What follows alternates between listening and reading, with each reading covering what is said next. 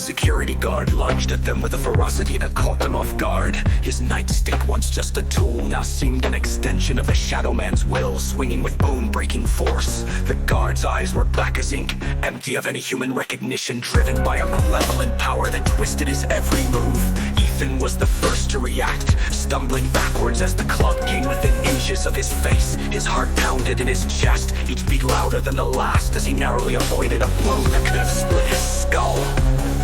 The others scrambled to evade the wild swings, their bodies moving on instinct. Riley ducked just in time as the guard's massive frame barreled past her, his heavy boots echoing off the stone floor. Jesus, he's lost it!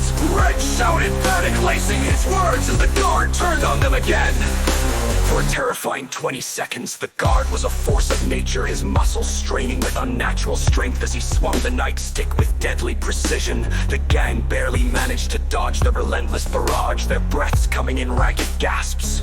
Then, as if a cruel switch had been flipped, the guard turned the club on himself. No, Alara's voice was a raw scream of horror as the guard slammed the club against his own skull with a sickening thud. Blood trickled from the fresh wound, dark and viscous. Another blow followed, more brutal than the last, and the blood flowed freely, now a stark contrast against his pale skin. Ethan reached him first, followed by the others, and they all lunged at the guard, desperation fueling their movements. It took all 5 of them to bring him down. The guard's strength still formidable despite the damage he had inflicted. He fought them with every ounce of his remaining energy, his limbs thrashing as they struggled to hold him down. It was like wrestling a bear, the man's bulk and brute force overwhelming. "Hold him!" Red shouted, pressing his weight down on the guard's arm. "We can't let him do it again!" Ilara grabbed the nightstick, prying it from the guard's grip with a strength she didn't know she had. "He's gonna kill himself if we don't stop him!" Riley, tears streaming down her face, whispered, "Why is this happening? Why is he doing this?" The guard's resistance suddenly lessened, and they all froze as the darkness in his eyes faded. His body went limp beneath them, and for a moment, the only sound was their own ragged breathing, echoing through the vast, empty halls. "Fine," the guard gasped, his voice weak but clear. He blinked rapidly, confusion and pain battling for dominance in his expression. "I'm fine. I'm back in control."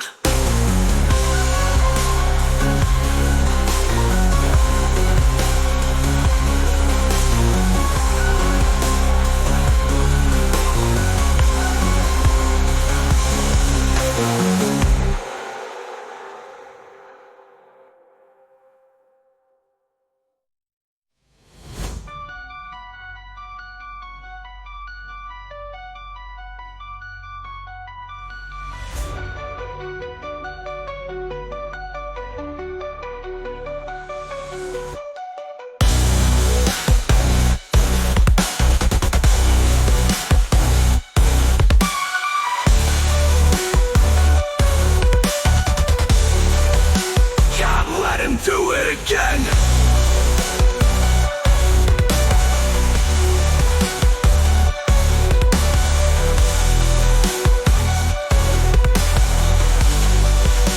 That battle to go again!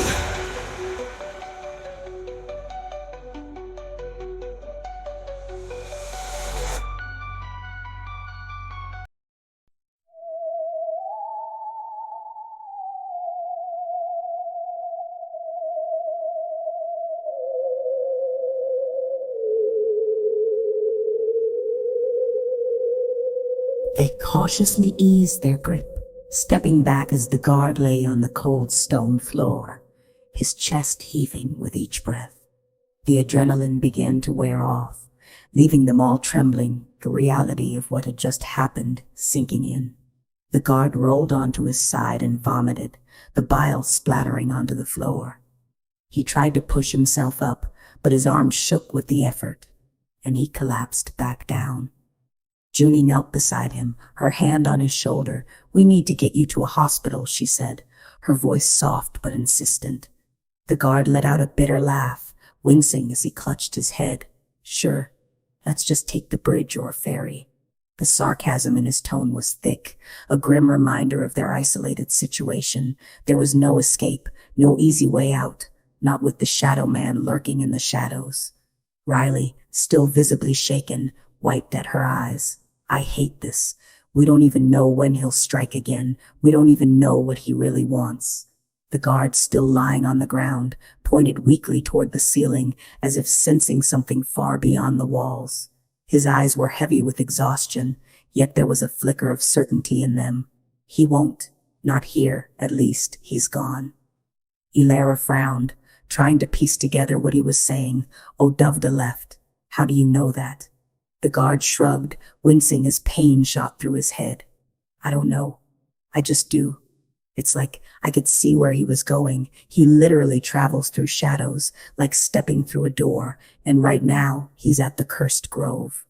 The Cursed Grove was a place that had creeped people out for generations. In spite of its being called a grove, nothing grew there because of the high salinity of the soil, and there were cavernous tunnels underneath it, adding to its eerie reputation. It wasn't a place anyone wanted to go, especially not now. Ethan looked down at the guard, concern etched on his face. Are you sure there isn't anything we can do for you? The guard shook his head weakly. I'll be fine. You saved my life, and the best thing you can do now is stay alive yourselves. His voice wavered, but the sincerity in his words was unmistakable. They all thanked him, their words heavy with gratitude and the weight of what had just transpired. As they turned and headed deeper into the library, a sense of unease settled over them, the feeling that this was only a temporary reprieve. The darkened corridors, lined with endless shelves of knowledge, new, old, and forgotten, felt like a sanctuary, but also a tomb filled with the whisper of old secrets and the oppressive weight of their fear. As they moved further into the ancient building, their footsteps echoing softly on the stone floors, the silence became palpable, thick and suffocating. The Shadowman might have moved on, but his presence lingered, a shadow that clung to them as they delved into the musty labyrinth of the library in search of answers, and perhaps some small hope of survival.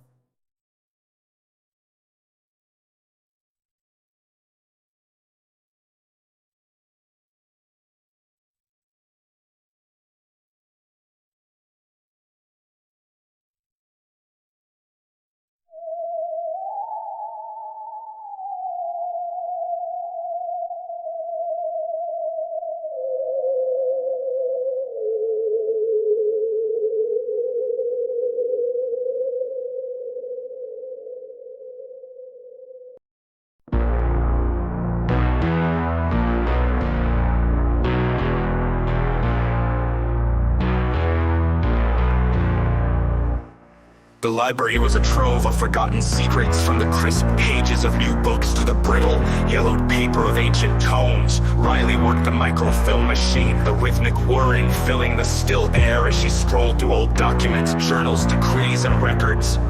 Each reel was a window to the island's history, revealing dark threads that had woven themselves into its very soil. Alara, Junie, Ethan, and Reg spread out, gathering the sinister details. The records of O'Dovda's arrest lay bare before them. What began as a simple charge for stowing away had twisted into something far darker when his personal belongings, simple, unassuming trinkets of jewelry and artifacts, had revealed his druidic nature to the eyes of the clergy. To them, druidic meant witchcraft. The charges had escalated to heresy, his fate sealed in a storm of ignorance and fear. They revisited the tale of his fiery escape, his brief freedom, and his capture that led to his execution. The records from Ireland surfaced, haunting the margins of their research. O'Dovda had fled from persecution, only to find that persecution would follow like a predator, condemning him to a violent end. The curse he was said to have laid upon the land now felt more like an ancient wound festering through the years, his spirit dark and vengeful, a deluge of terrors. Ethan surprised them all. They had assumed he focused on divine biblical solutions. He had instead pored over old-world religions. His findings revealed that these shadow spirits, like O'Dovda, were bound to the places of their death, compelled to return to the scene of their demise. It was there in those cursed spots that they could be bound and purified by fire. They ancient rituals spoke of it like a grim recipe, a way to end terrors that could stretch across centuries. How are we supposed to do that? Junie's voice was low, the tension in it palpable.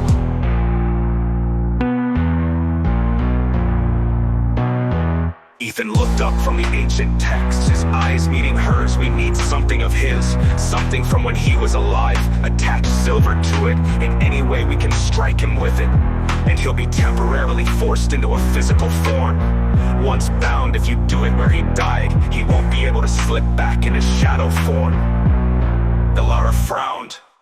Where are we supposed to find something like that? We'll have to go to the cage, Rich said, the realization dawning on him like the chill of an autumn wind. First, Ilara added, her voice taking on a steely edge, we arm ourselves. Junie's eyes lit up. Yes, Ethan Reg, hit the hardware store, get chains, padlocks to bind him, and anything we can use to strike him. 2x4s, pry bars, whatever can do some damage. Ilara nodded, plotting the next steps. Riley, Junie, and I will raid our jewelry boxes. We need silver, whatever we can find. Reg nodded. We meet at the diner after. And just like that, their plan was set in motion. It was desperate, it was dangerous, and it was the only shot they had.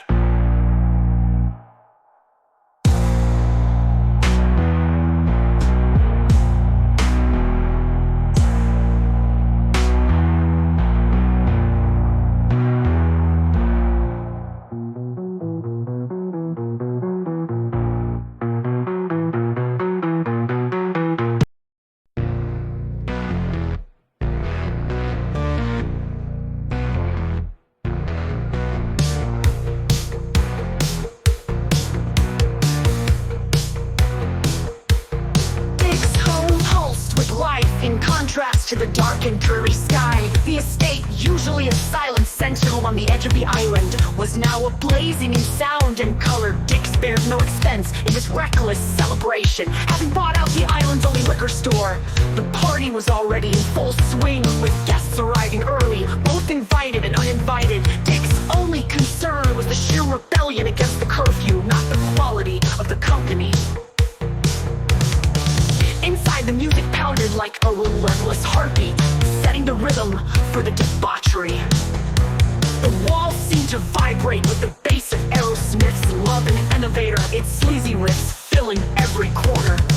The crowd, a mix of both familiar and strange faces, danced and reveled with abandon. Shadows slithered across the walls, their movements dismissed with drunken indifference. Can you believe Ilara doesn't support me, bitch? And Riley! She's a badly stupid whore. I only keep her on the side because she always puts out, unlike Ilara. Dick roared, his voice slurred and dripping with resentment. His anger was a spectacle as absurd as it was palpable. The revelry was not without its quirks. Shadows flitted across the room, stretching and shrinking with malevolence. The guests who noticed were met with mockery, especially from Dick and his dumb jock friends, who were too inebriated to grasp the unsettling atmosphere that simmered beneath their hedonistic veneer. Officer Daniels arrived with grim determination, his presence a dark cloud in the storm of celebration. He approached Dick, his voice a low rumble. Dick, stop this, you'll have them all violating the curfew after dusk. It's about public safety. Dick's expression was one of spiteful glee. I spoke with my attorney. He's stuck here on the island. By the way, he made it clear that the curfew says people have to be indoors after dusk, not at home. So when dusk falls, we'll all be in this house. We'll be in compliance with the letter of the law. What's it to you? Daniel's face hardened, his eyes betraying a flicker of unease as he took in the unnatural shadows playing around the room. The music had shifted to the frantic beats of young MC's bust a move, the lyrics a frenetic blur that only added to the discordant mood. The officer gave one last look around before retreating, his departure as understated as his entrance. As Daniels left, the mansion's soundtrack changed again, cherished by Madonna floated through the air, its sentimental melody contrasting sharply with the raucous atmosphere. The rapid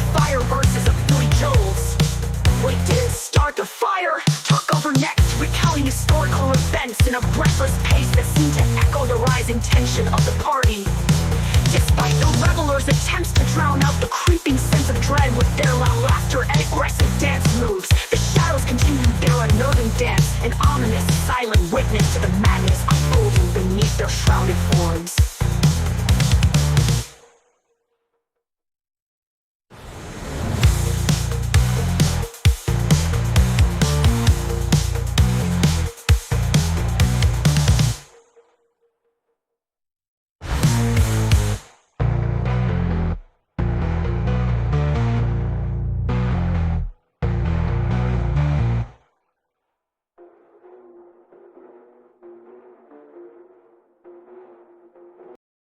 The back room of the diner buzzed with subdued energy as Reg and Ethan laid out their supplies on a long table.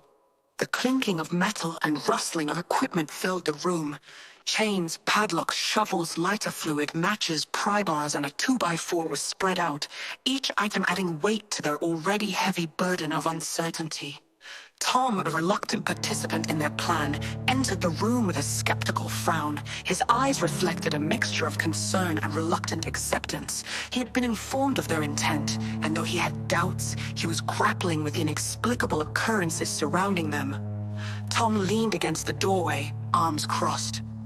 "You really think this will work?" he asked, his voice tinged with uncertainty. "Seems a pretty wild gamble to me." Ethan shrugged. His eyes focused on the equipment. "We're out of options, Mr. Harper. We've got to try." The women arrived next, weary but determined. They carried a modest collection of silver, just enough to affix to the makeshift weapons. Tom, who had been working the counter in the kitchen while his mainland cooks remained stranded, directed them to the back room. His niece, Zita Grosvenor, filled in at the front, balancing her duties between waiting tables and helping in the kitchen. Alara examined the silver with a furrowed brow. "I'd feel better if we had enough for the chains," she said. "I know it wasn't written off, but I feel we should cover those too." Tom overheard her, and with a resigned sigh, reached into his pocket. He pulled out a small tarnished necklace. This was my wife's. God bless her soul. I carry this for luck, he said, his voice sad. Maybe it'll bring you some. Use it, please. He handed the necklace to Alara, who accepted it with a nod of gratitude. "Thank you, Tom. We'll make sure it helps." As the group organized their gear, Tom's frustration simmered.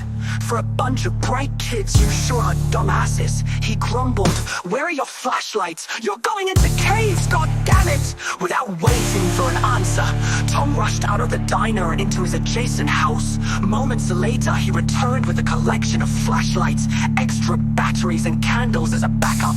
"Here," he said, handing them over. "You'll need these." Throughout all this, the diner's TV flickered. Thomasina Atkins reported with grim determination. Her voice, though strained, conveyed the growing tension. "Strange and violent events continue to plague Harborside Island," she said, her face a canvas of bruised resolve. "The weather pattern over the island remains isolated, unnervingly dark, as if the skies themselves are conspiring against us." The TV displayed footage of swirling dark clouds, the island's daytime skies darkening in a disconcerting display.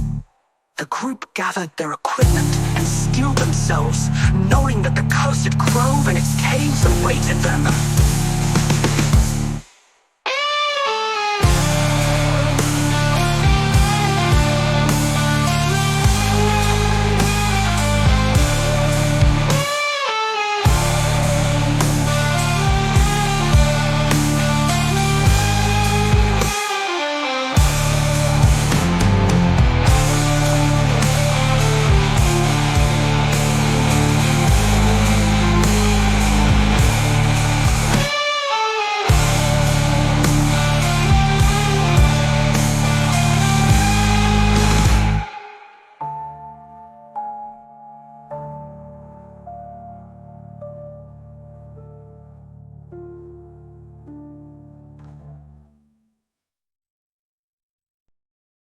As the group approached the edge of the cursed grove, they maintained a careful distance, their breaths visible in the cold, oppressive air. From their vantage point, they observed Shadowman in the center of the grove, a figure that defied the natural laws of both reality and perception.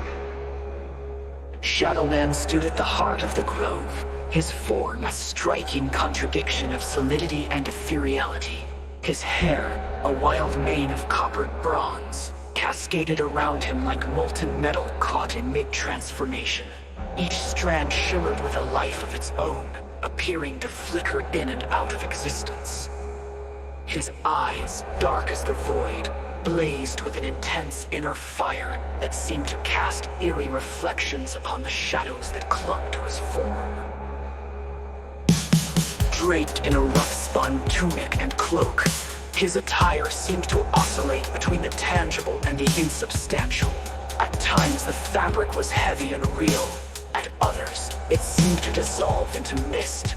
His movements were fluid and spectral, each step taken with an uncanny grace that suggested he was both grounded in the physical world and a part of something otherworldly.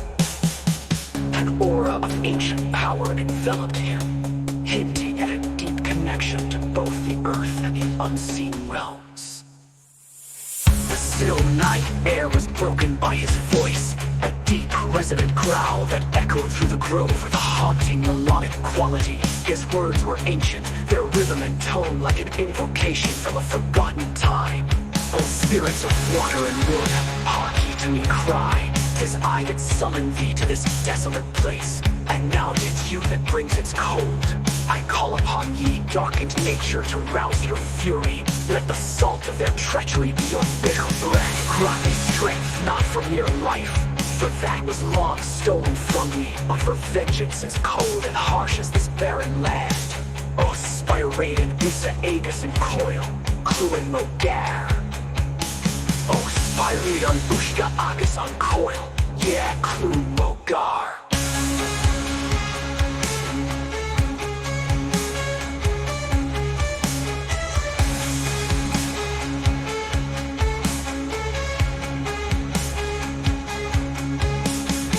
Shadowman's voice reverberated through the grove. The air grew colder, and a low wind began to stir the fallen leaves, as if answering his call. The grove seemed to respond to his words, the shadows lengthening and twisting in response to his incantation. With a sudden fluid movement, Shadowman's gaze swept across the grove, yet he seemed not to see the group hidden in the shadows. His eyes, though they searched, did not land upon the concealed forms.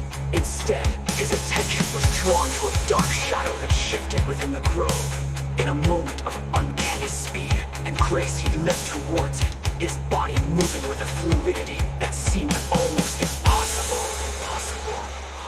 He fell into the shadow as if it were a gaping void, disappearing into the darkened day. The grove fell silent once more, the eerie calm settling over the area as the group watched in stunned silence, their resolve steeled for the tasks ahead.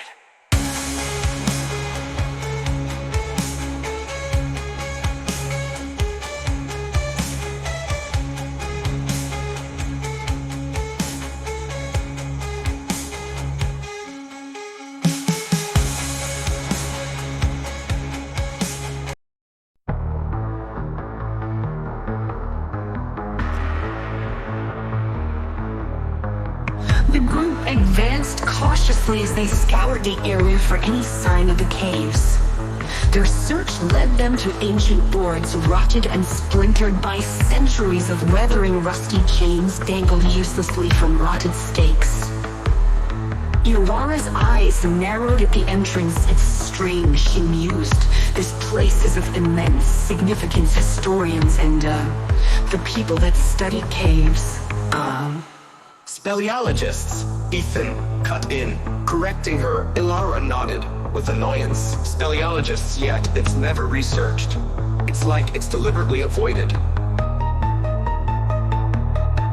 As they approached, an overwhelming sense of dread set in, an intangible presence that seemed to whisper, "Get away." The feeling was so intense it nearly overwhelmed their resolve. The determination kept them going. Riley, however, was gripped by terror, her sobs audible in the oppressive silence. Her fear of being left alone kept her with the group despite her quaking resolve. I guess these pry bars will be useful for more than just weapons, Reg said anxiously. With that, they set to work, prying and smashing until their efforts yielded the entrance. They flicked on their flashlights and crawled into the narrow, cramped opening inside. The tunnel expanded into a spacious network of passages, like a human-sized ant colony. They explored, only to come upon dead ends, empty chambers, and a lack of any signs of there ever having been a human presence.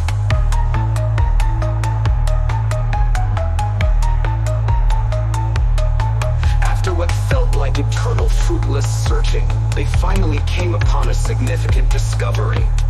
Near the cave's seaside exit, they stumbled upon an ancient makeshift home. The remnants of rotting clothing, tattered and desolate, lay strewn across the floor. Rotting remains of old books, their pages turned to dust, hinted at the passage of time. Most notably, they found a centuries-old leather belt with an iron buckle, its surface worn but still intact. Junie looked at the belt and asked, "Is it his?" Ilara examined it. "It has to be," she replied, her voice tinged with a mixture of determination and certainty. With the belt secured, they moved towards the exit, working together to dismantle the ancient, rotted wood and chains blocking their path. The tension was palpable. Suddenly, an eerie laughter echoed through the tunnels. Out of the shadow cast by Riley's flashlight beam, and a stalagmite Shadowman manifested, his form emerging with ghostly grace. He tapped Riley on the head, and before she could react, he vanished. Riley's eyes blackened. She turned toward the group, her shovel raised high. The sudden transformation left the group stunned, and they barely had time to react. Ethan, frozen by shock, paid the ultimate price. Riley swung the shovel like an axe with supernatural force, severing his head, his lifeless body collapsing to the ground in a sickening thud. The remaining members of the group were left reeling, but they didn't have the luxury to mourn. As they faced the horrifying reality of what they were facing,